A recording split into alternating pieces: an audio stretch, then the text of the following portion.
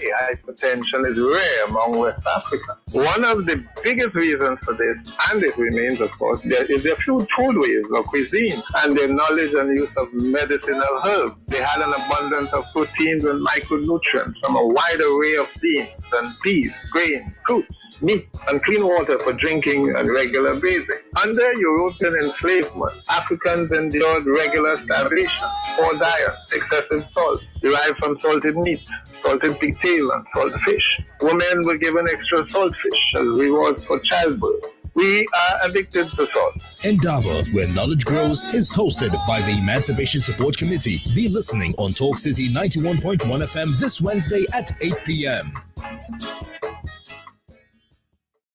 As is the custom every Wednesday evening, we, of course, join the Emancipation Support Committee for the Indaba program. And again, we have another packed program coming your way this evening. And, of course, we look forward to more healthy discussion as we join Dr. Fergus and the rest of the gang. As I say, good evening to you, gentlemen.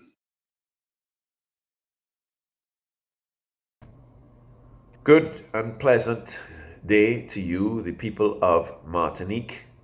My name is Shabaka Kambon, founder director of the Caribbean Freedom Project, the organization behind the removal of the name of Alfred Milner from the oldest hall of residence at the University of the West Indies St. Augustine campus, and the removal of Columbus's 3 ships from the country's coat of arms and his statue from our Independence Square, thereby ending the stranglehold of the narrative of discovery on Trinidad and Tobago.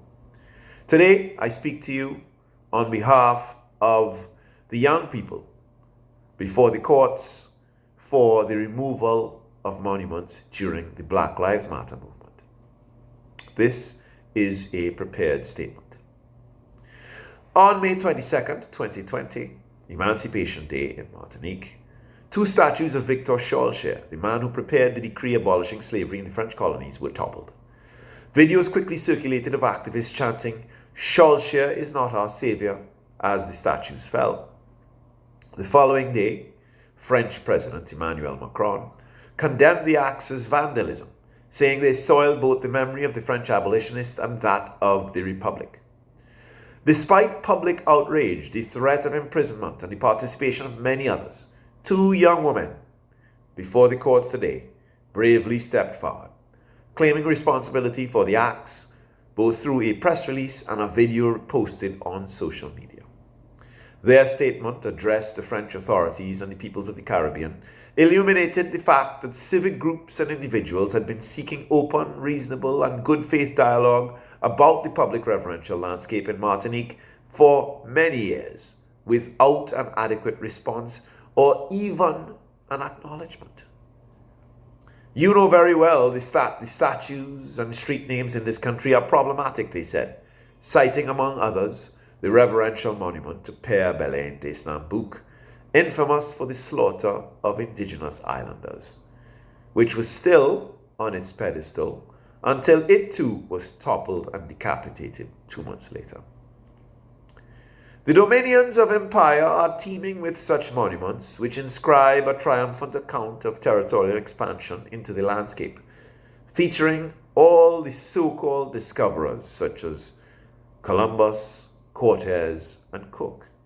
D'Esnambouc is or was in good company. These are joined thereafter by tributes to heroes, usually men, associated with one laudatory account of the so-called civilizing mission or another. Your renowned luminary, Frantz Fanon, denounced this phenomenon. He described the process in which a dominant colonizer group or groups erects monuments to the figures that distinguish themselves in the enterprise of subjugating the colonized group or groups as imperialism, condescending to trample on the humanity, dignity, and intelligence of the natives. Scholars note the pervasiveness of Fanon's thinking during the era of decolonization.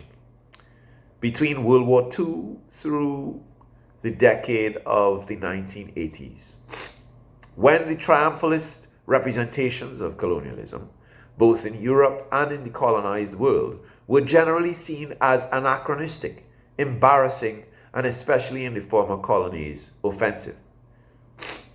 When, for example, India removed its statues of King George V, Queen Victoria, and countless viceroys, lords, ladies, and military generals, no one questioned it. But as time passed and societies became further removed from the heights of colonial and anti-colonial preoccupations, a phenomenon described by Guyanese scholar Richard Drayton as a romantic fetishism of the past began to take hold. By the 1980s, an authorized heritage discourse promoting national identity through a shared appreciation of the existing material heritage gave new legitimacy to these symbols of colonial domination. In the process, it silenced subaltern voices and marginalized historical narratives and evidence that had emerged to contest these colonial narratives. British historian David Olusoga captured the moral inconsistency in this new tendency in a debate in 2020 about the advent of the global movements that were then shaking the world, the Black Lives Matter movement. Everybody believes, he said, that certain statues should not be allowed to stand uncritically in public without some sort of contextualization. Germany, for example, is full of the wonderful and artistically very valuable statues of Arno Breker, Hitler's great sculptor. Nobody believes that those statues should be taken out of the storage facilities that they are in outside of Berlin and put back on public display. We would not dream of it, Olusoga says, because those statues embody something which we understand is morally reprehensible: genocide, fascist violence in Europe.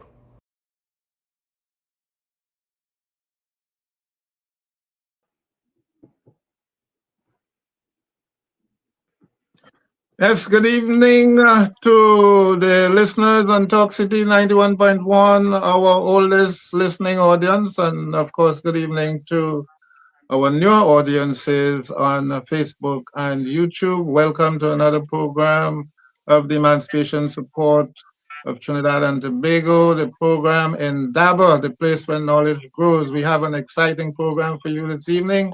My name is Claudius Fergus. You have had an introduction there from my brother concerning our first segment of the program. Good evening and welcome, my brother Shabaka. Good evening, Dr. Fergus. And of course, the point that was being made there by Professor David Olusoga was that we had failed to connect, the issue of fascist violence in Europe with colonial violence in the Caribbean. We failed to see the moral equivalence between the two, and therefore to treat those who were involved in either of those pursuits in the same way. It was okay, in other words, for people to commit mass atrocities against brown, non-white people in the colonies of the world, as long as they didn't do it in Europe. And I think that as a solid point, which our guests have clearly understood against the grain of the thinking of the time, against the consensus of the time, and then taken the matter into their own hands in Martinique.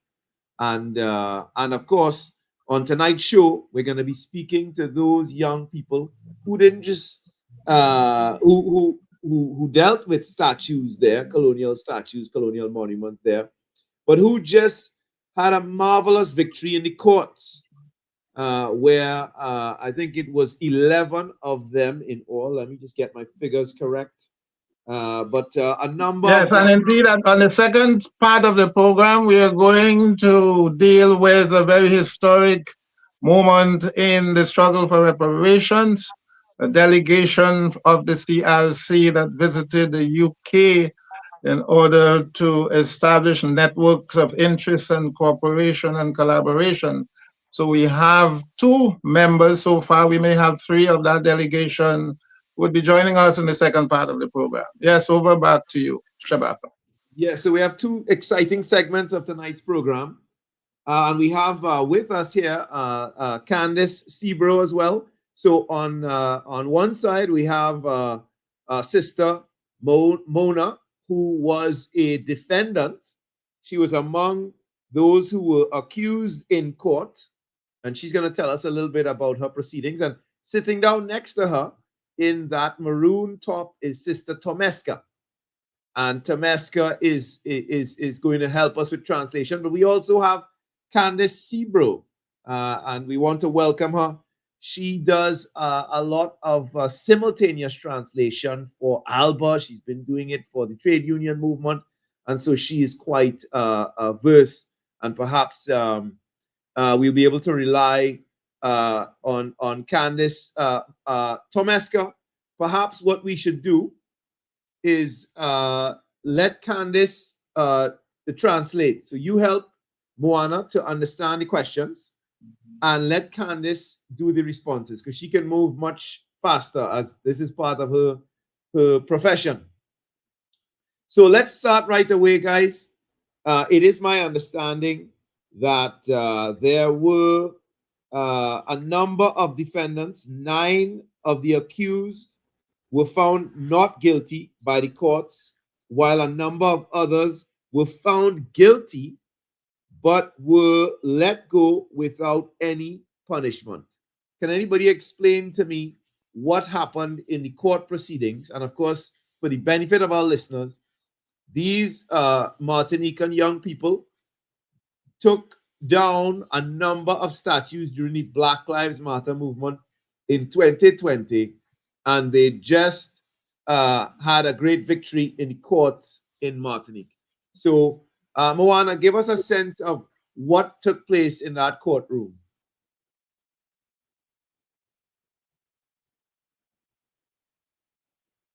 And Moana, you can speak in French, and Candice is going to try to translate. She explained me the question. I explained her the question. Okay.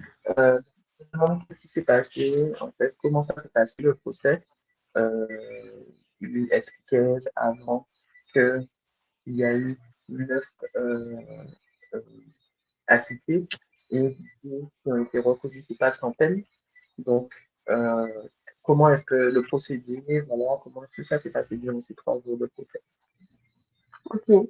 Alors, Tomeska, before Moana answers, just tell her that we recognize her as a hero for challenging those colonial narratives implicated in white supremacy and colonial violence in structural racism today. We understand the heroism involved in that. We celebrate her. Et donc, ils te célèbrent, ils te reconnaissent comme une héroïne. Thank you! Contre la colonisation et contre le système répressif du gouvernement français. Et voilà, et qui sont très, très fiers et qui se reconnaissent en tant que tels. Thank you. Alors, it's Mona. Mona. Mona, not Moana. Mona. Mona. Like Eugène Mona. Yes. Mona. Alors, déjà, thank you for having us in this program. Mona, speak in French. Candice will translate. But thank you for trying. Ok. Alors, donc, je voudrais remercier du coup de nous avoir invités. Ok. Alors, ce que moi je peux dire concernant le procès, c'est que déjà 3 jours de procès, ça a été très intense, très très lourd. Nous étions 11 sur le banc des accusés. Donc ça fait beaucoup. On a eu 19 témoins. Donc c'est énorme en fait. Et nous avons été aussi 8 parmi les 11 accusés à avoir fait des déclarations. Donc, ça fait un procès vraiment très dense et très intense. Concernant, j'attends. Okay, so thank you very much for having us here. I just want to say that the entire trial, it was a 3-day trial, and it was quite heavy. It was very intense. There were 11 of us, and it was 8 of us who would have made our declarations. And it was extremely heavy. It was a really heavy atmosphere. Okay. We understand that 9 people. Yeah, go ahead, Mona. Le procès a commencé de façon très violente parce que on nous a refusé d'entrer, la procureure nous a refusé d'entrer, de parler dans notre langue natale, c'est-à-dire le martiniquais, dit créole. Et donc, d'entrée, on commence sur ce ton-là. Donc, ça nous annonce déjà l'environnement dans lequel on sera durant ces 3 jours de procès, c'est-à-dire un environnement de domination par la langue française. On nous refuse de nous exprimer par notre langue natale. Donc déjà, ça commence comme ça. So when they began the trial, we already entered into a violent environment because the procurer, sorry, my English is failing me at this point. The defense of the state, they wanted to refuse us from using our native language, our mother tongue, which is Martinican. It is the Martinican Creole. So we already began with this very violent atmosphere, one of oppression and one of domination. Ensuite, on poursuit dans cette ambiance de domination, puisque toujours la procureure nous signifie que la captation sera refusée, la captation du procès. Nous avions jugé que ce procès étant politique et historique, qu'il fallait à tout prix qu'il soit filmé et enregistré. Cela nous a été refusé également. We also wanted to record the entire proceedings because we knew that it was historical and monumental and important for all of us, and that was also refused.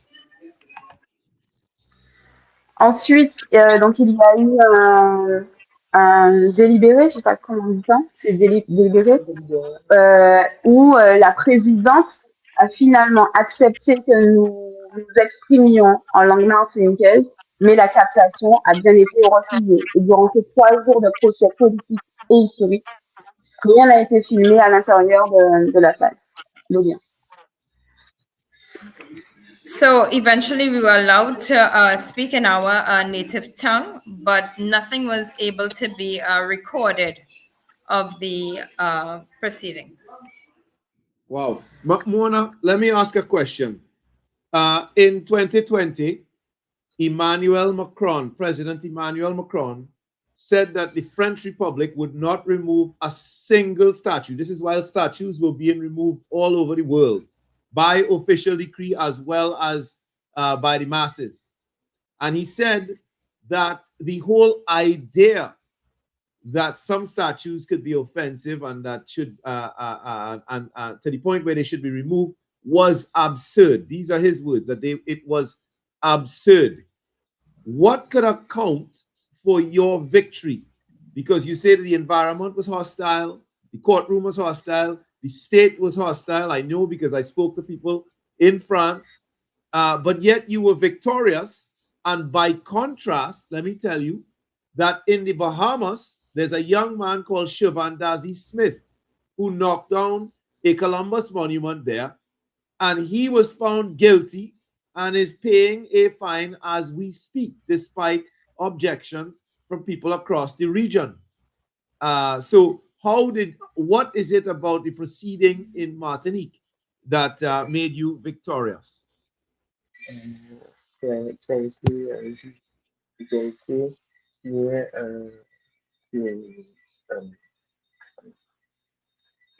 été reconnu coupable, en fait, qui a pris quelques années. Et en fait, qu'est-ce qu'il fait ici en Martinique? est-ce que nous, on n'a pas eu ce type de Ok. Yes, go ahead, Mona. Ok. Alors, juridiquement, le verdict s'appuie sur la liberté d'expression de la Cour européenne. La liberté d'expression est un acte qui est politique. C'est comme ça que le verdict a été justifié. Ça, c'est un premier point. So firstly, it was entirely based on the freedom of expression legally. So that's the first point. Ensuite, concernant notre interprétation sur ces événements-là, il faut savoir qu'en 2020, 3 jours, alors les statuts tombent en Martinique 3 jours avant la mort de George Floyd. Donc, après, suite au déboulonnage, alors nous on dit déchoucage, et on tient à ce que ce mot-là reste entier. Donc, suite au déchoucage des statues en Martinique, c'est le monde entier qui va déchouquer des statues coloniales. Donc, notre interprétation, c'est aussi que durant ce procès-là, la France avait les yeux rivés sur elle. Le monde entier regardait la France et écoutait et attendait attentivement le verdict que cette France qu'on connaît coloniale allait donner à propos de ces 3 personnages qui sont hautement des représentations coloniales esclavagistes. Donc ça, c'est aussi une autre interprétation, enfin, une dimension. So one of our interpretations had to do with the fact that 3 days before George Floyd, in 2020, they would have thrown down the statue 3 days before the entire Black Lives Uprising with George Floyd. And so they talk about the very important Martinican word déchouquer, which implies its entire historical insurrection that is happening all over the world. And so this entire case is not just about France, but it has to do with the entire world. And they were paying attention to what that verdict will be. And they were paying very close attention to what line they were going to take. So that's first one perspective. Et ce qui est important aussi de prendre en compte et de bien le noter, c'est que ces actes-là de déchouquage arrivent le 22 mai 2020. Le 22 mai 2020, en Martinique, c'est une date hautement symbolique. Et au-delà d'être symbolique, elle est spirituelle en fait. Elle est vraiment spirituelle. Et ce qu'il faut savoir aussi qu'on ne dit pas, qu'on ne dit jamais, qu'on ne raconte jamais, c'est qu'en 2020, la veille du 22 mai, donc le 21 mai 2020, il y a des jeunes et des moins jeunes qui sont allés se recueillir sur une habitation auprès d'un zamana. Et le zamana, c'est un arbre qui est très, très puissant chez nous parce que historiquement, spirituellement, culturellement, il est gravé en fait dans notre histoire parce que nos ancêtres étaient pendus, nos ancêtres esclavagisés étaient pendus dans ce zamana-là. Donc le 21 mai 2020, des jeunes Martiniquaises et Martiniquais viennent se recueillir dans le cadre du mouvement pour les réparations. La marche, il y a une marche durant cette période-là. Et suite à cette marche-là, ces jeunes-là vont se recueillir auprès du zamana, au son du tambour, au son des contes de l'envie. Et c'est le lendemain que ces statues-là vont tomber.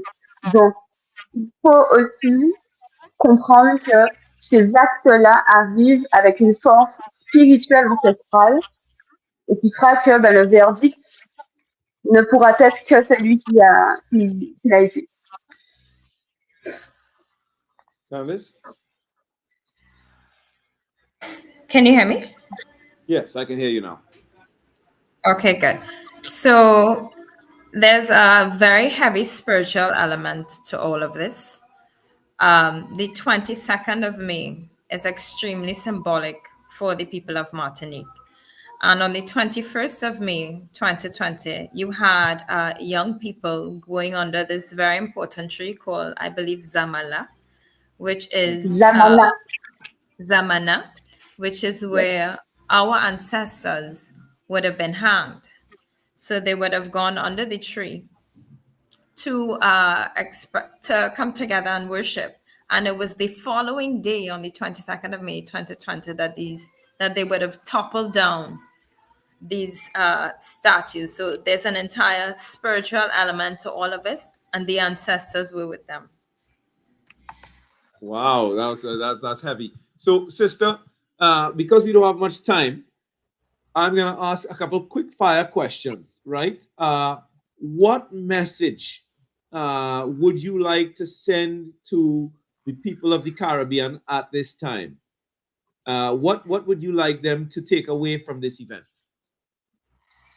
Par rapport à l'événement? Par rapport à ce qui s'est passé, par rapport au déstockage des statues, quel message tu veux envoyer au Caribéen? Alors, ce que moi j'en tire là, la raison pour laquelle je suis devant vous est exactement la raison pour laquelle les statues tombent. C'est-à-dire que nous, on parle de l'isolement culturel et de l'assimilation culturelle. Aujourd'hui, regardez, je ne suis pas capable de parler anglais. Pourtant, je suis martiniquaise et j'habite la Martinique. J'incarne la Martinique. Je suis dans la Caraïbe, mais je ne parle pas anglais. Et pour moi, c'est vraiment un exemple vraiment phare de l'isolation culturelle, de l'oppression coloniale française. On nous isole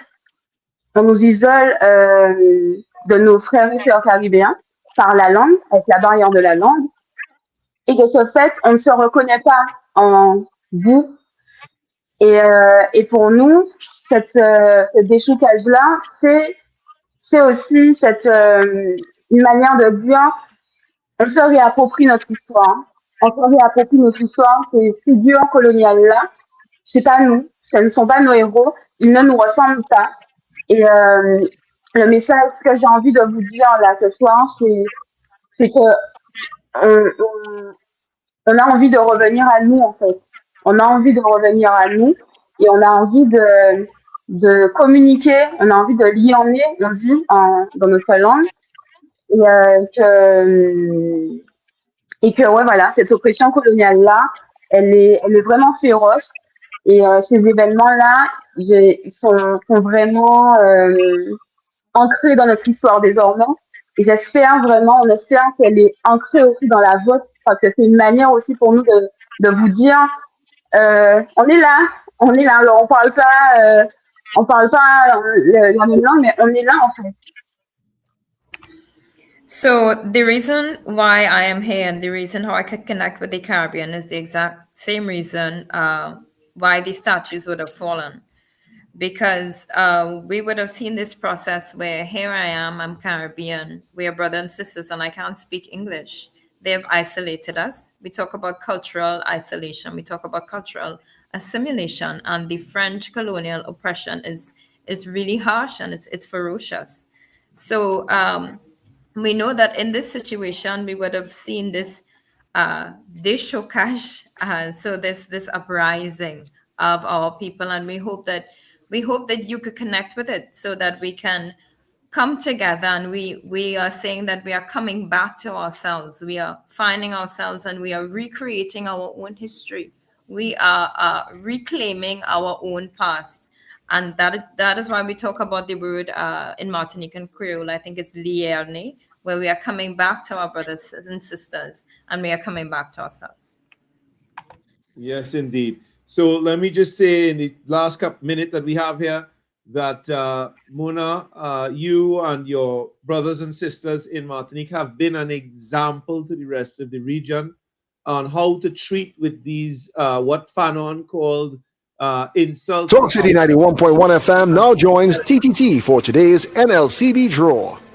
Yeah, let me hope Ruskin mutes there. There we go. So you know, Fanon said it. These monuments were an insult to our dignity and our intelligence. And so we thank you for setting an example, because many of us who live in independent countries have become complacent with our independence, and therefore less inclined to look critically at the vestiges of colonial violence that still live around us. For the sake of our listeners, the actions that you took were on Emancipation Day, the original Emancipation Day in Martinique. That's the 22nd. And of course, your people liberated yourselves before the decree came from France, the decree which Shropshire would have, the abolitionist Shropshire would have supported. And so, for the benefit of our listeners, the gentleman, the emancipator, what was his name? Your emancipator in Martinique? Tell them his name. The emancipator in Martinique? The man who led the movement, the rebellion, which resulted in Martinican freedom before the Romain, right. Romain, nom colon, hein, c'est même pas son nom ancestral, quoi. Yes.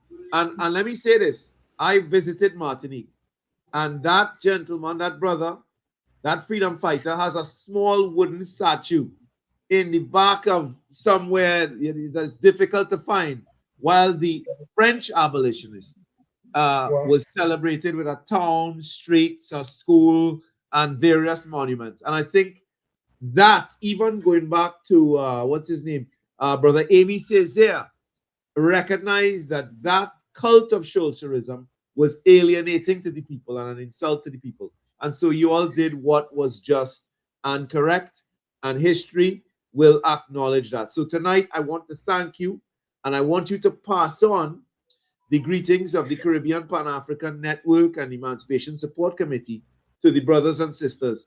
Our solidarity, our congratulations on your victory, and we look forward to building bridges and to working more closely with you and your brothers and sisters in the future.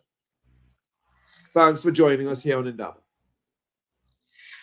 Merci. Je transmettrai aux autres. Et je veux préciser que d'ailleurs, Aimé Césaire est une figure que l'oppression coloniale a décidé qui serait une figure pour nous. C'est ce que l'histoire coloniale a l'habitude de faire. Elle choisit des personnages qui seront dans une démarche quand même toujours d'assimilation, jamais d'émancipation claire. D'ailleurs, Aimé Césaire, respect à cet homme qui a fait beaucoup de choses pour mon pays. Mais quand on regarde bien, par exemple, je l'ai jamais entendu parler notre langue. Il fait partie des personnes qui n'étaient pas si dangereuses que ça par rapport à un Franciscain, sans retirer à Césaire ce qui appartient à Césaire. En tout cas, ça montre encore l'oppression coloniale qui, même dans les personnages qui sont censés nous représenter, est dans la domination et dans le maintien, voilà, c'est ça. So thank you very much. I will share that message with the others. I just want to specify that as the colonists are accustomed doing with our history, even with the persons who represent us, they select the persons that are celebrated, and Aimé Césaire would have been one of those persons. When we actually look into the history, he didn't even speak our language. So I don't want to take away from all that he would have contributed, but I just want to say that it's not entirely a process of emancipation as we know that they do, but they are very careful in who they select and who they want us to look up to. So thank you. Indeed. Thank you, sister. And let me just add, Tomeska, you're going to tell her this after we leave because we got to close the segment now. But I recognize the important leadership of women in Martinique and across the Black Lives Matter movement. That's very important. So we want to acknowledge that tonight on Indaba. Everywhere I've gone, that these movements have been led by women. If it wasn't for Dr. Fergus and I, were the primary protagonists here in Trinidad. But if they were women instead of us, that Columbus statue would have come down long before the mayor took it down. So congratulations to you. And thank you very much for being with us tonight. Okay, Dr. Fergus, over to you. No, congratulations to our colleagues in Martinique. Very great job. I was fascinated by the word Zamana. Zamana is an Ethiopian word that comes out of the ancient scriptures of Ethiopia. I wondered, I know sometimes a word could appear in another language with different meanings, but because they talked about the spiritual nature, I wondered if there was some connection. Just wondered. The Zamana tree is over 350 years old. Okay, so we are over to the second segment of our program, and we want to officially welcome our guests. We have our three guests with us, and we are going to discuss the CARICOM Reparations Commission's visit. The delegation of the CRC visited the UK recently. We have three of those delegates are here with us. Our brother from Barbados, Ambassador David Comissiong, an old veteran on this program. And of course, he is also the chair of CPAN, the CARICOM Pan-African Network. He was the head of the Barbados Government Commission for Pan-African Affairs. And he is most importantly, or very importantly, because all of these things are so important, he is the founder and head, perhaps still, but definitely founder of the Clement Payne movement. And of course, one of the leading Pan-Africanists of the Caribbean at the present time in this generation. You know, we strangely only recognize Pan-Africanists when they die, and don't realize that there are such great Pan-Africanists all around us in the West and carrying on the work of former generations. We have a stalwart of the CRC, Chief Eric Phillips, who is the chair of the Guyana Reparations Committee, and but he's the deputy chair, one of the three deputy chairs of the CARICOM Reparations Commission, and like David, he has been there, I believe, from the very beginning. He is president of the African Business Roundtable, which focuses on economic issues, and he's also an executive member of the African Cultural and Development Association. We have from Grenada, our brother Arley Gill, who is an attorney at law and a former cabinet member in the Grenada government. Currently, he is the chair of the Grenada National Reparations Commission. And of course, ex officio, a member of the CARICOM Reparations Commission. He was there as well. He is a former chair of UNESCO's Intangible Cultural Heritage. Welcome, gentlemen, to this evening's program. The CRC, of course, has been in existence since 2013. This is the first visit to the UK of its kind. Of course, we know that the chair, Professor Sir Hilary Beckles, had addressed the United Kingdom's Parliament. But this is the first such visit where you can say on a more social level, where you are meeting the people, the community, NGOs, and so on, academics. Why now? Why now at this point in time? So David, I'll start with you. Since 2013 to now, why is this the moment for such a visit? What is significant about the progress of the CRC and the reparations movement that it was significant to visit the UK with the agenda that you had? And tell us about the agenda. And well, let's deal with that for now. Why now? Thank you, Dr. Fergus. Greetings, Shabaka, and our Trinidad and Tobago and extended Caribbean audience. I will essay an answer, but I will also defer to Eric and Arley, who might have some different insights into the fundamental reasons why now. I would say that one of the goals we wanted to achieve was to counteract some of the negative propaganda that the right-wing media of the UK in particular has been disseminating within the United Kingdom. The right-wing media, in a very concerted effort to try to derail and subvert our reparations campaign, has been constantly pushing this narrative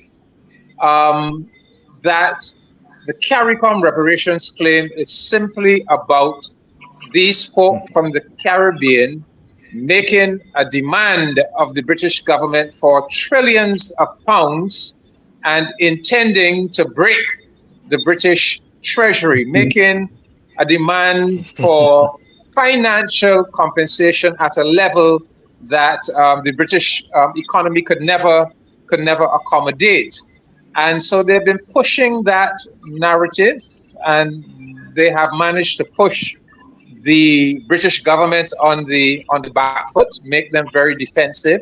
And of course, that's a stereotyping of the CARICOM reparations campaign.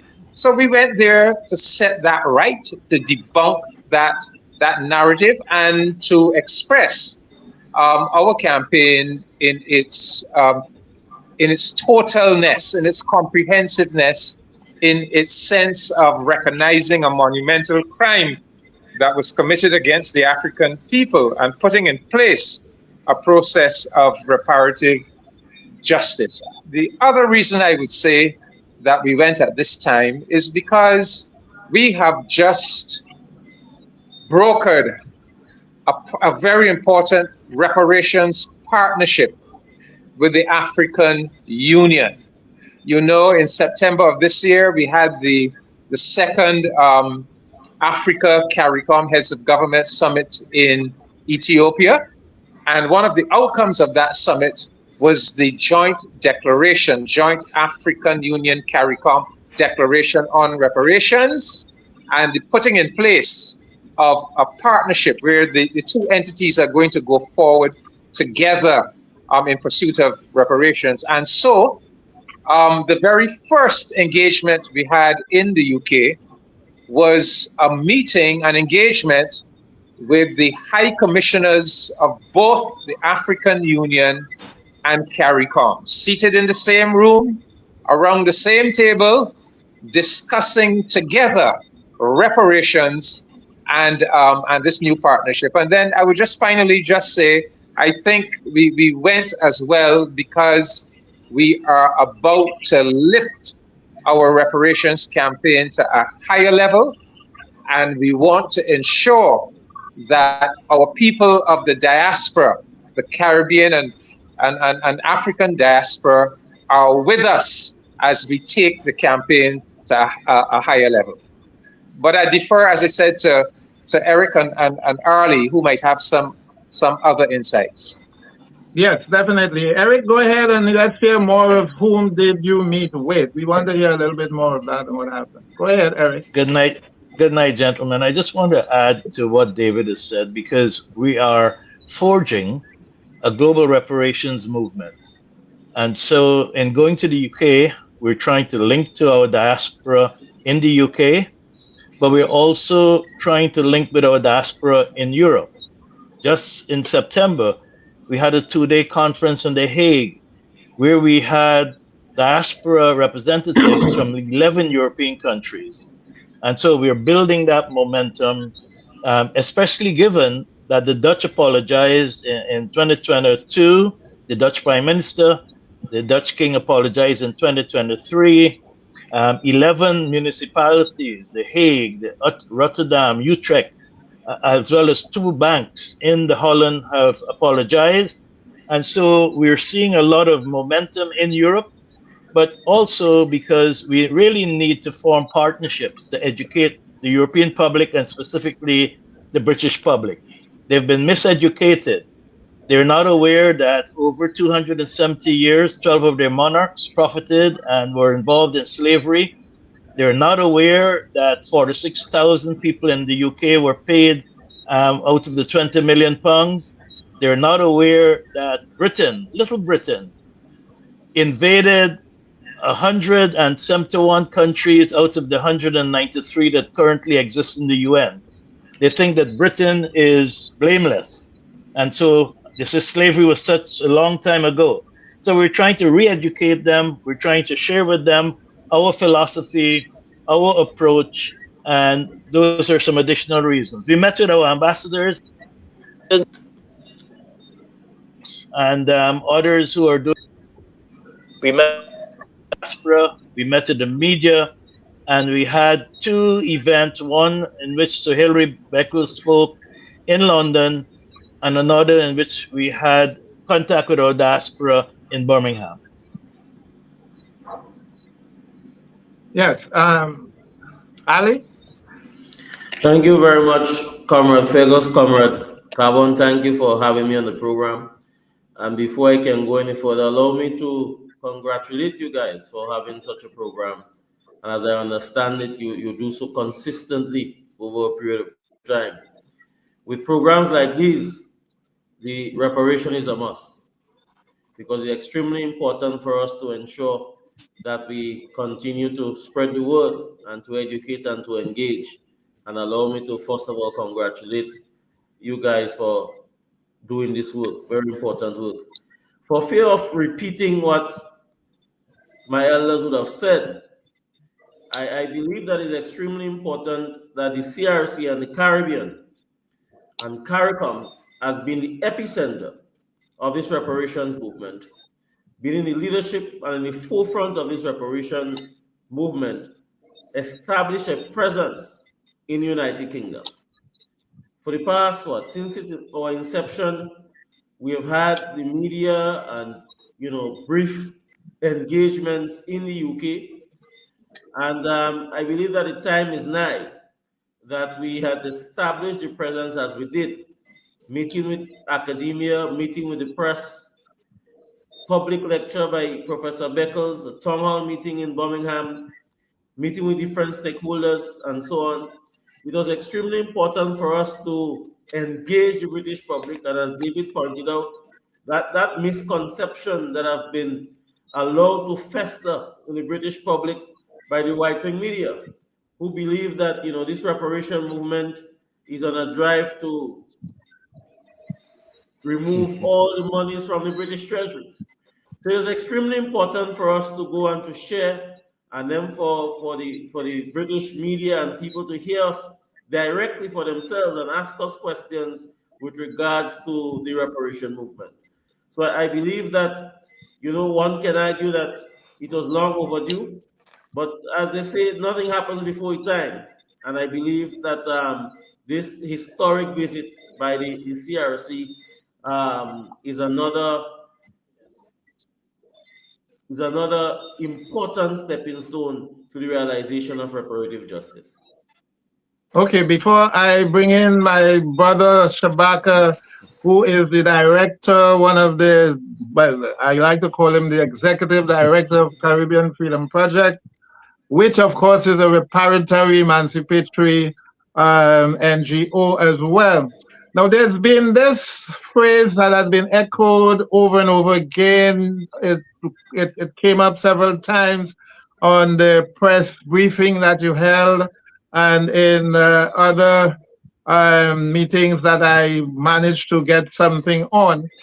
Win-win. That what the hope is that the ultimate outcome would be a win-win situation.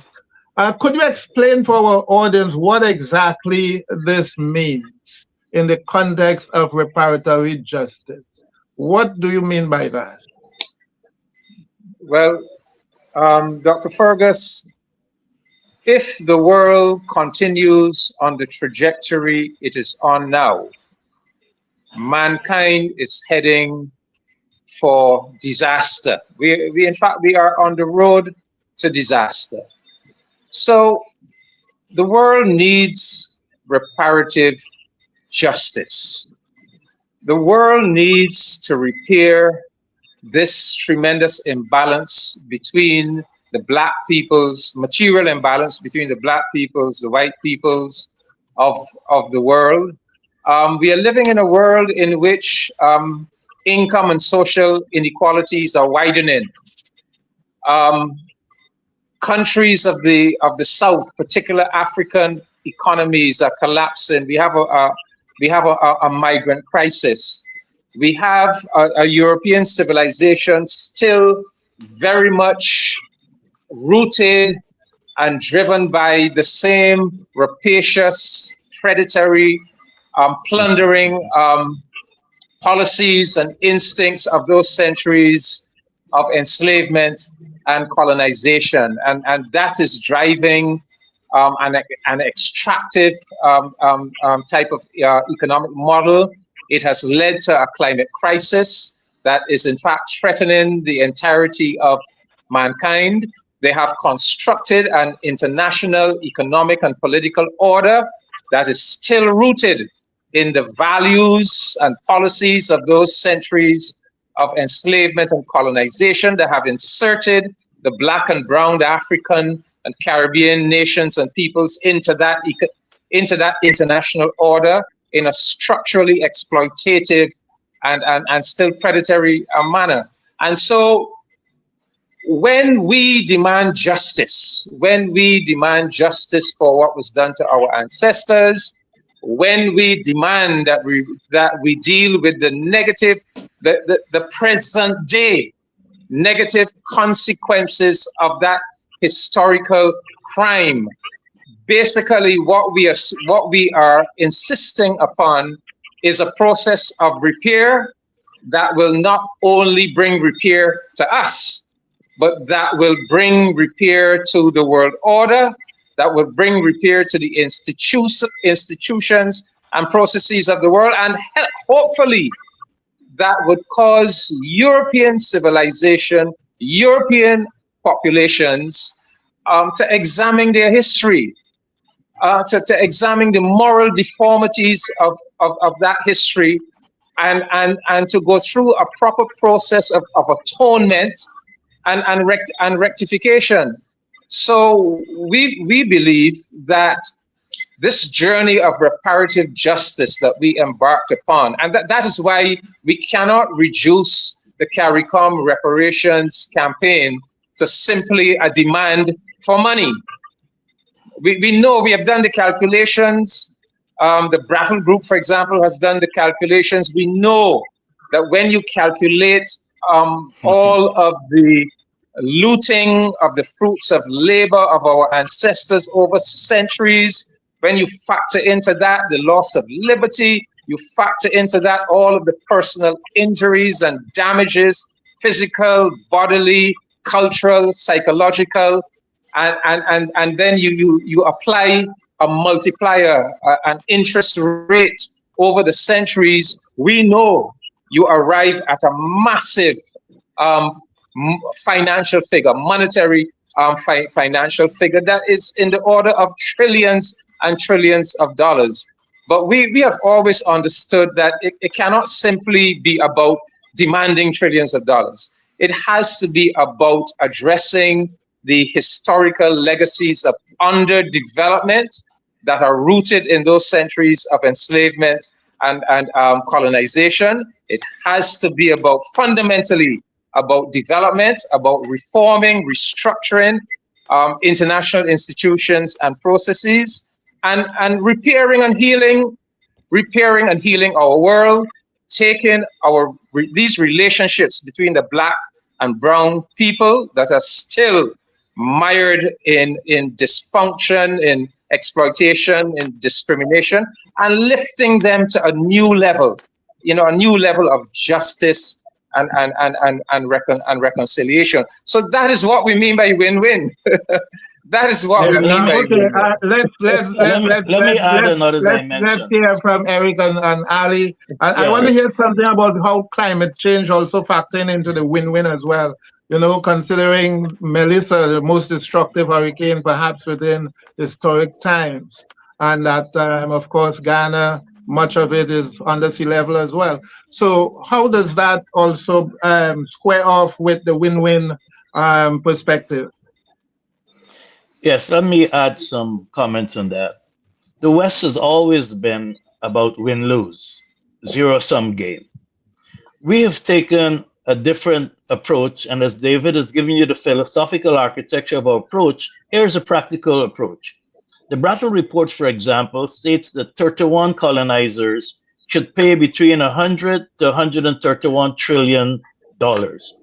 We know that the European colonizers will never want to pay anything. That's the geopolitics of reparations.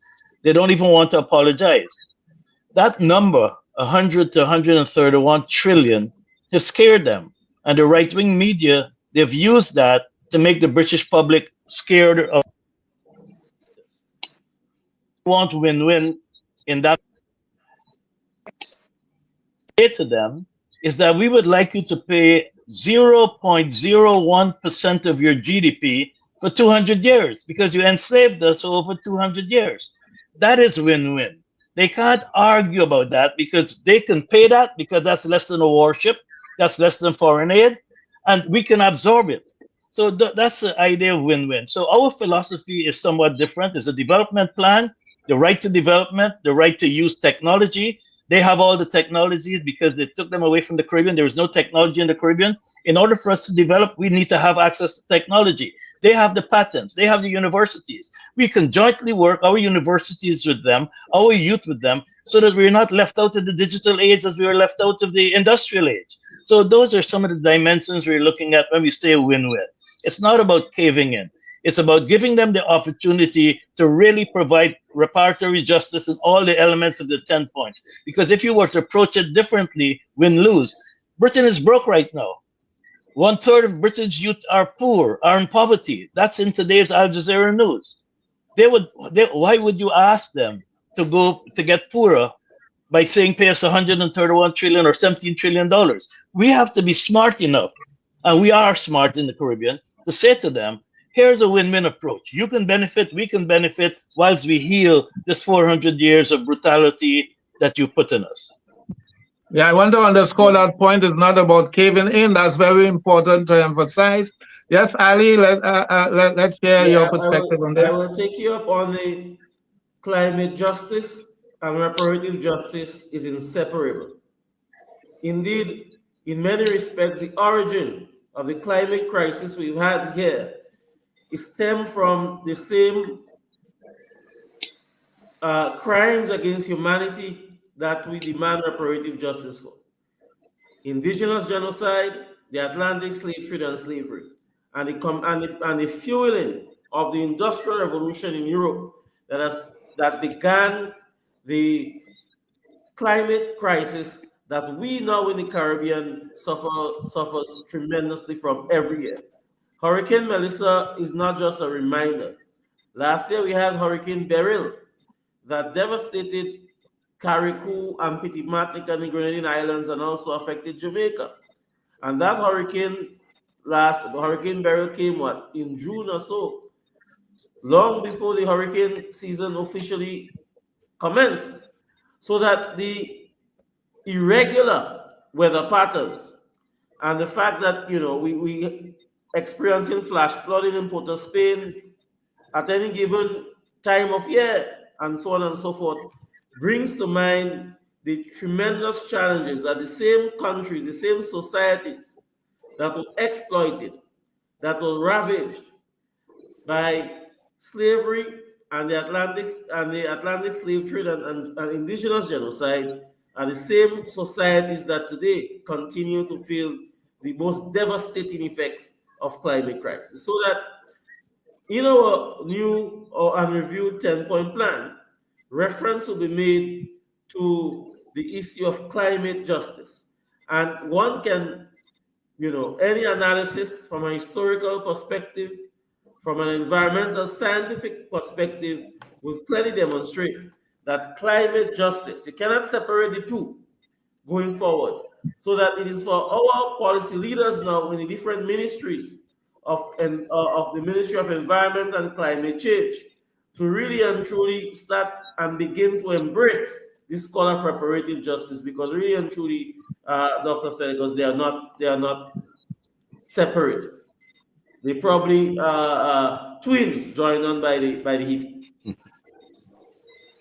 Yes, Shabaka, over to you. And just in case our 91.1 Talk City listeners are leaving us at this time, we want to thank you for joining us, and we would see you again next week. If you're staying on, we welcome you to stay until the end. Okay, Shabaka. Also, to those listeners, if you do want to continue to learn more about the reparatory justice movement with this show, and 91.1 is leaving, you can tune in to the ESCTT's Facebook page, or the CPAN Facebook page, where you could get the rest of the program. What we call Indaba Overtime begins now. And so, gentlemen, you have announced a new phase in the global reparations movement.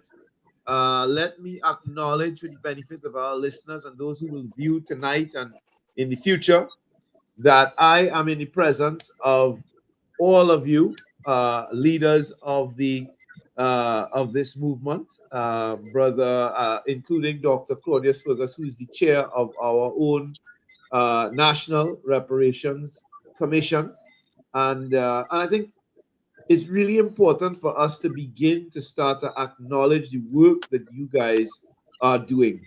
And to introduce this conversation that you all had in the UK, wouldn't it be wonderful if we could have a similar type of visit, a group, like a collective eminent group like yourselves, moving around the Caribbean, visiting different countries, and having a similar kind of conversation? Because there is indeed a need, not just in Europe, but right across the region, for some clarity on the issues of reparatory justice. So I just want to get a sense of if you guys would welcome this idea. And of course, I'm including Dr. Fergus among the I know he's the interviewer tonight, but he's also a very important part of the regional reparations movement.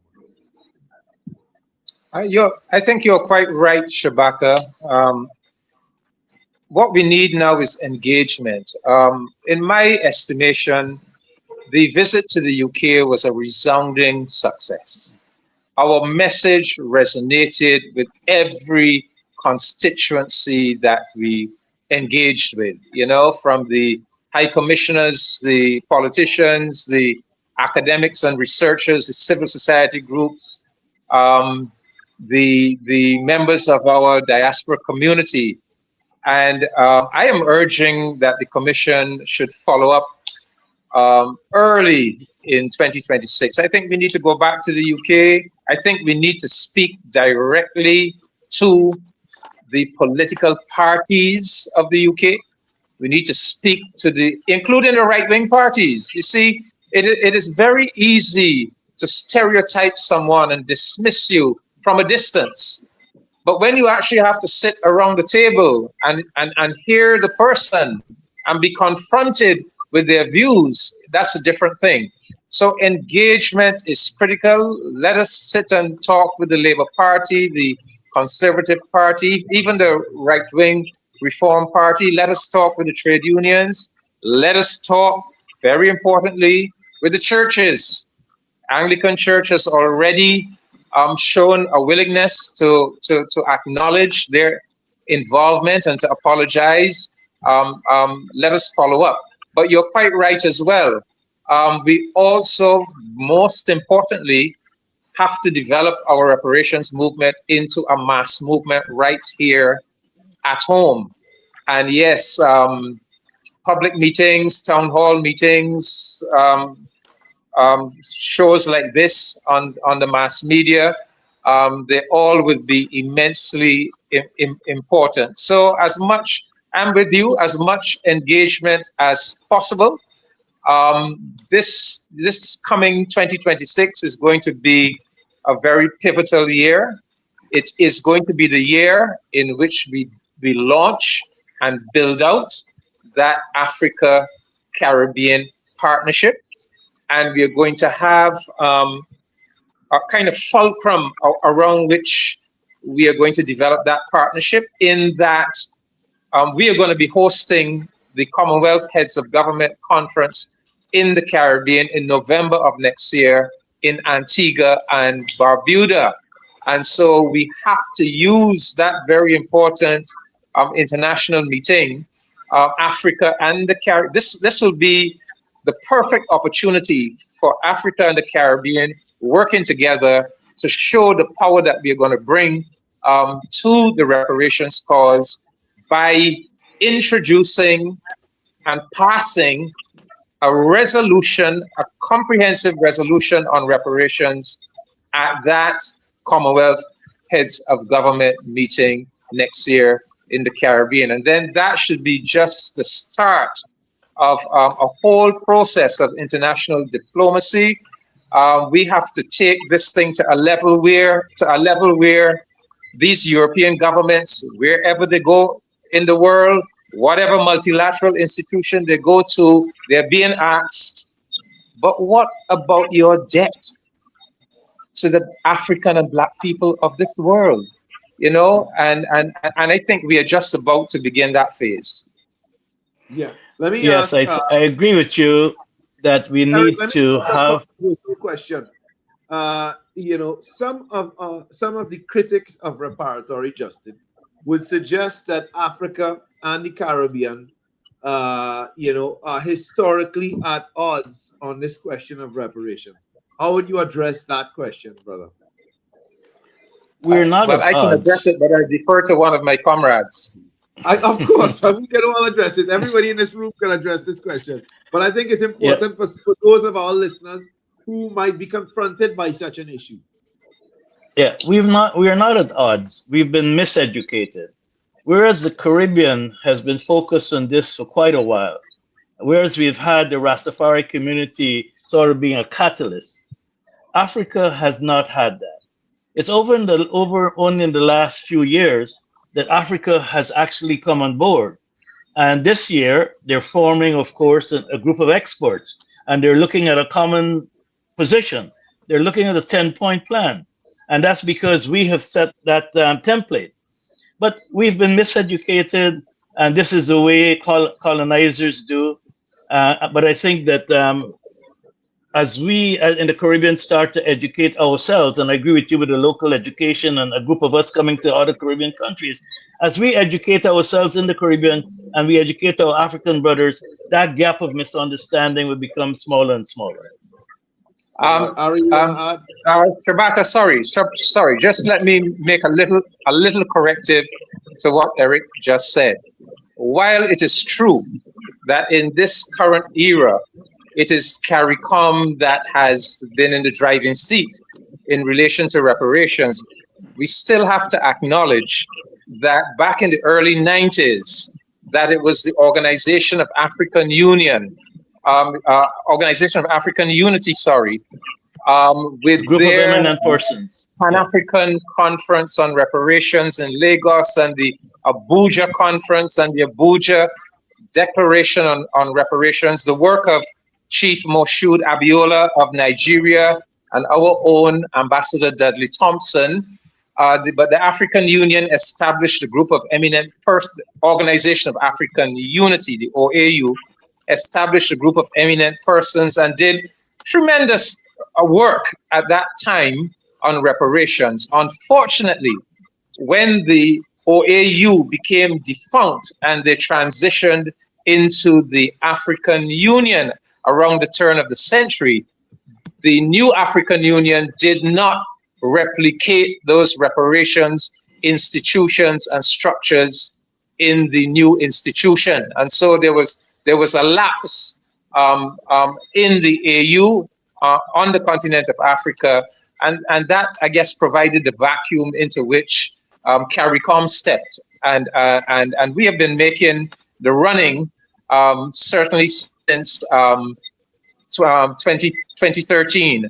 But the point needs to be made that just as we African people of the Caribbean and the New World were damaged by those centuries of enslavement, the continent of Africa likewise was seriously damaged by the slave trade. The population, of course, was plundered. Africa was thrown off of its autonomous developmental trajectory. And then that was followed up by another century of colonization and rape of Africa's natural resources. So it is true to say that Africa has just as much a stake in notions of repair and reparations as the Caribbean has, because both of us were severely damaged and exploited. Yeah, just to finish my point as well, Shabaka, if I may pitch in here, yes, is brother. that one thing we must remember: we must not let others divide us. They have done so for too long. You know, pitching a wedge between the African diaspora in the Caribbean and those on the continent. We ought not to allow the detractors in any way to divide us. If you look at the independence movement of Africa, a Trinidadian played a critical role in leading and preaching the independence of Africa, right? And Trinidad has produced some of the top scholars with regards to Pan-Africanism, not just for the Caribbean, but globally. And we have witnessed over the years, through decades, that really and truly there is this aligning of struggles between the Africans that are here in the Caribbean and those that are on the continent, so that the reparations movement now affords us another opportunity to lock arms, to join as what this struggle is the same struggle.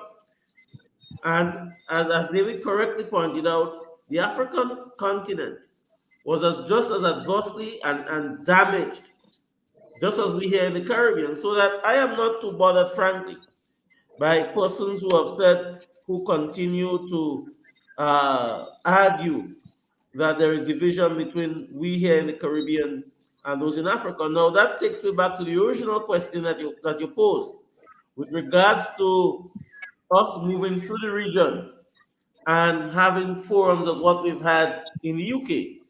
So I cannot speak to the CRC budget and so on, but I believe it is extremely important that Caribbean government should fund that. And I expect that there'll be changing of delegations. Those of us who went to the UK, the next one should be Dr. Fergus and so on should go and experience the cool and talk about reparations. Not only me, right? Yeah. I want to add, for instance, is that we were able to lobby for a teaching of history at the lower secondary schools and upper primary schools. Yeah, before I want to ask a question about the division in Europe, but before I go there, let me ask one more provocative question.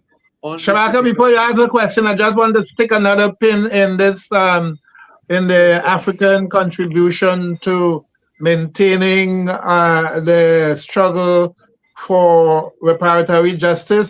David, 2004, International Year for the Commemoration of the Struggle Against Slavery and Abolition.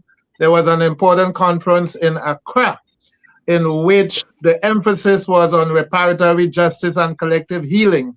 And of course, Professor Beckles was at that conference as well. And there was a publication that came out of that, and one of the chapters is his contribution to the conference. So I just wanted to add that as well. So it was a slow build-up, but Africa had never stepped out. They had slowed down the momentum, but they were always conscious that they owed something to the reparations. I just want to remind us that in Durban, most of the African heads were against us. So there's been a lot of movement since then. And next year is the 25th anniversary of the DDPA, and we have to come together with that. But in Durban, it was the CARICOM led by David and Sir Hillary that started to forge this coming together after the the 1993 Abuja conference with Chief Abiola. So we should know the history. In Durban, yes, but you know, they turned against many of the major African presidents backtracked in Durban, but you know, it was because they were intimidated and threatened by the West, because the African diplomats in Geneva had played a big role in all of the preparatory meetings, the Durban preparatory meetings, putting together the texts, putting together resolutions on reparations. But by the time they got to Durban, the European leadership had so intimidated the top leaders that they abandoned us in Durban. And I had the uncomfortable experience of coming face to face with the Nigerian diplomatic representative in Geneva, who had done so much work. And when he saw me, tears were running down his cheeks, and he was apologizing profusely to me. And I told him, you know, we understand what happened. So just to be clear, it wasn't so much that the African people or even you know, broad swathes of the African governments, but it was that intimidation that their leadership gave into. But Eric is right. We have seen since then, we have seen an evolution, and we have seen leaders who were part of that betrayal in Durban, who have now emerged as real champions of reparations, you know. But the fundamental point, though, is that at the heart of the crime that underpins reparations, the very core of it was the dehumanization, the denial that African people even had a human essence, the dehumanization of that African segment of the human family. And so that is a phenomenon that all of us who are African or African descended people, who are Black people, we share that in common. And it is that crime, and this was really the quintessential crime against humanity. The quintessential crime against humanity is to actually deny the very humanity of a section of the African family. And so, if nothing else, if reparations is about addressing that terrible crime, then of course we are all, whether we are African people of the Caribbean, of the US, of Europe, or of the continent, we are all in it together. Dr. Fergus, can I come back to your statement about moving around the Caribbean? Because we have some serious issues in the Caribbean to discuss. For example, the Catholic Church was the intellectual author of slavery through the papal bulls. There are 11 papal bulls written by the Catholic Church about slavery. In 1302, there was the first papal bull called Unam Sanctum that said, if only Christians have a soul, or that all souls belong to the Catholic Church. And that evolved into 1452 with Dum Diversus. If you're not a Christian, we'll enslave you. Now, in the Caribbean, in our churches, you see all these white statues. We're worshiping those who are the intellectual authors of our slavery, and we don't want to speak about it. In Guyana, if you were to go to Berbice on a Sunday with a reparations discussion, 2 people will show up because the church is against reparations. So these are the types of self-healing issues that we have to deal with collectively, not only in our own countries, but across the Caribbean. We need to understand our history. You need to understand that Jesus was white and all these types of things. And these are difficult conversations, but we have to have them in order to gain momentum as we approach this ancestral initiative. Indeed. Yeah. Brother Eric, of course, you know, expanding the from a communications perspective, the more you expand the conversation, perhaps the harder it is to get consensus. But certainly, you know, I was in Guyana last year for one of the events, and I did engage in a discussion on the subject of the doctrine of discovery and the papal bull. Right. Very interesting. But let me ask a question now about Europe. We talked about the divide, the potential divides, and the gap between the Caribbeans and the Africans, and we could actually go into more on that subject. But I suspect with the time we have left, we better move around a bit. The divide in Europe. Now we know there's a division within the societies, because we do have people coming forward individually, groups, churches, banks, etc., coming forward to apologize and to, in some way, in some circumstances, offer some form of reparatory justice. And we know that there's large parts of the society that would completely disagree. Some don't even know that this is part of the history that needs to be discussed. But the more important divide for me tonight is the division between some governments in Europe and others. Now, in my travels all around the world, I've had the benefit of engaging diplomats, junior diplomats from the UK. And invariably, they let me know that it is their policy, the government policy, that there will never be reparations and they're not going to do anything to advance the cause. That is the position, official position as it stands now. Yet, we see governments like those in the Netherlands, where the PM comes out and apologizes, the king comes out and apologizes, you know, and so on. So what can anybody tell me what is the cause for that disparity? And should we find My brother, way there's no disparity.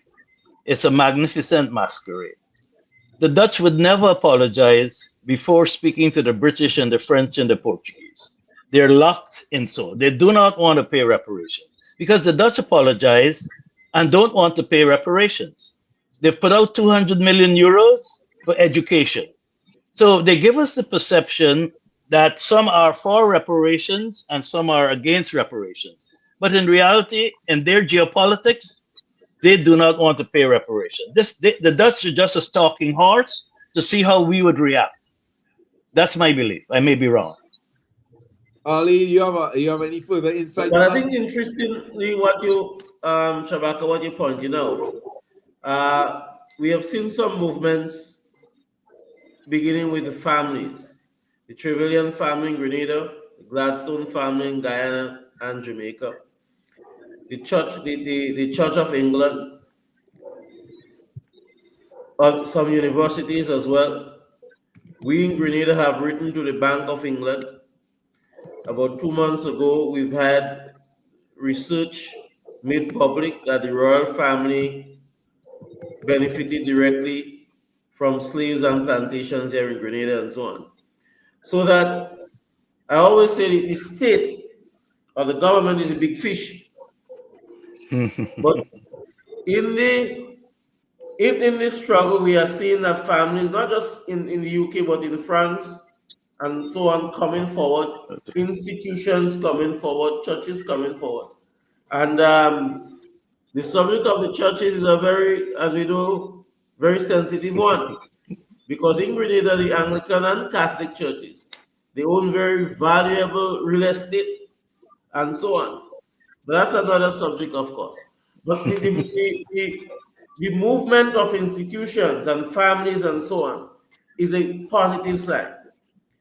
In Grenada, for instance, when the family came and they pledged £100,000 and so on, we all knew that, you know, that is just a drop in the bucket when we're talking reparative justice.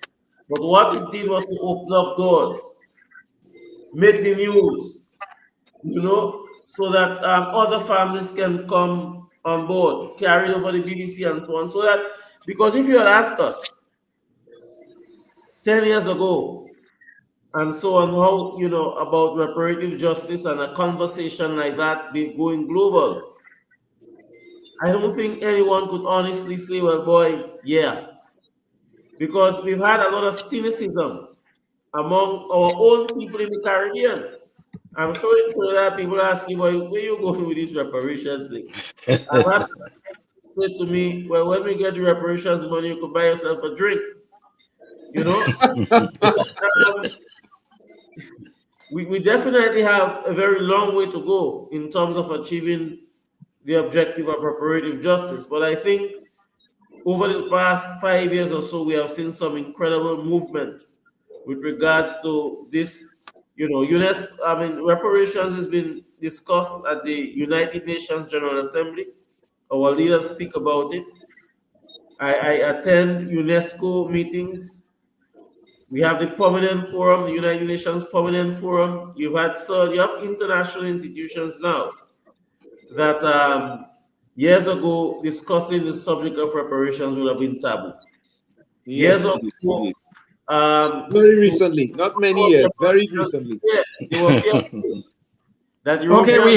we have to close the program in a short while, and we have the three of you. We want to hear some closing remarks from each one of you. What's next? What's the significance, for example, of the Institute of Commonwealth Studies and as a partner going forward? Your final comments for this evening, and hopefully we'll have you back again sometime, because a conversation like this needs to continue. This cannot be the end. And of course, we do appreciate the three of you and those great views that we are having this evening on this evening program, such a rich program we have. So closing remarks, we start at the top again. David? Yes, thank you, Dr. Fergus. I think it's a very exciting time in our reparations struggle. Next month, I will be going off to Addis Ababa for the inaugural meeting of the new African Union Committee of Experts on Reparations and their subcommittee of legal experts on reparations. So the African Union has invited me to be a member of that legal group and to attend the inaugural meeting. And this is so commendable, because the African Union is actually trying to play catch up with CARICOM, putting these institutions in place.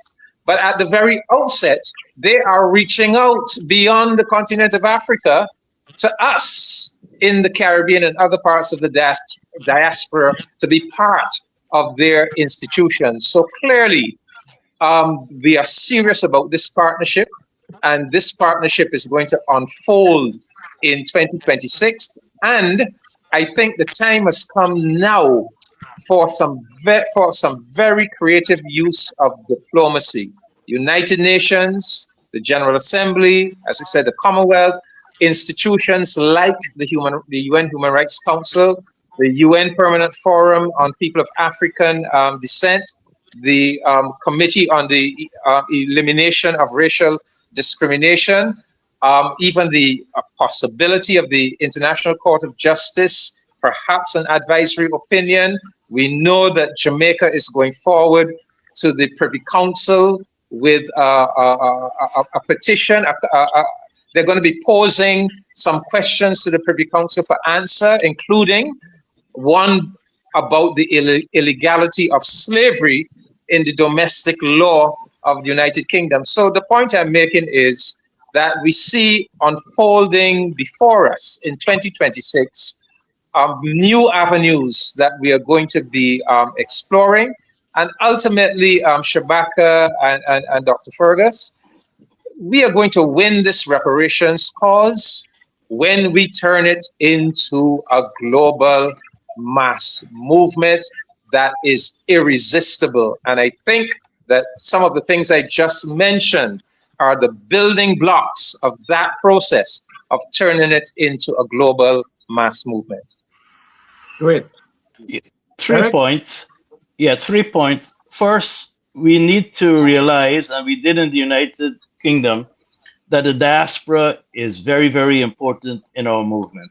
And we need to find ways of working with them and incorporating them in our strategies. And that diaspora is also in Latin America. We seem to forget that. There are over 200 million Africans in Latin America, and their issue is land. Afro-descendants in Latin America and the Caribbean are claiming 205 million hectares of land. They've only gotten 9 million. So that's the first point, the diaspora. The second point is that we have to focus on decolonization. We still have 20 colonies in the Caribbean, French, British, Dutch, US. Part of reparations is to deal with that, non-repetition. The Dutch apologize, but they still have colonies. That's incompatibility. You can't apologize and still have colonies. And the third point I'd like to make, which is very, very important, self-healing. We in the Caribbean need to stop hating each other. We need to start working more with each other. We have to repair that damage of self-hate that the church and all the other things have put on us. We need to buy from each other. We need to partner with each other. We need to understand that there's a global hierarchy of race. At least that's how the world sees it. And we're at the bottom of it. And unless we work together, we won't succeed. In closing, I would say that as we go forward, as we continue to strengthen our relationships with international partners, the African Union, United Nations, and so on, let us make sure that as we go forward, we bring along the grassroots organizations with us, our communities, our schools, our students, so that our movement must not create a gap or a chasm between leadership and our people. There is so much work that needs to be carried out here in the region. So that as Eric speak about in terms of self-healing, a large part of that have to do with education, right? And as we go forward with reparative justice, I want to echo Shabaka's call that as we go out in the UK, throughout Europe, in Africa, that we do the work here in the Caribbean. As they say, charity begins at home. Thank you so much. I'm going to leave you all with one solution, one suggestion, one idea that you could mull over. It has come to my attention that the bones of some of our freedom fighters, and the idea is really to raise the profile of our freedom fighters. We want to really, a practical way to get our people to buy in is to raise the profile of our historical freedom fighters. The bones of some of our historical freedom fighters are in provincial museums in the United Kingdom. Next time you visit, we could go and ask for some of those bones to be returned. And those bones could make, in places like Grenada and so on, could be, of real value. There's also some historical artifacts. The chalice of the great Chatouillet from St. Vincent. Yeah. That's in the United Kingdom. Those are things that could come back to the Caribbean and have a positive impact here on the reparatory justice sentiment in the region. So these are just some things to think about. I want to thank all of you gentlemen, and I'm looking forward in the next year or so to seeing you all, the reparatory movement train, visiting a Caribbean city near me. Thank you. Thank you very much, gentlemen. Thank you. Yes. Pleasure. Thank you. Thank you.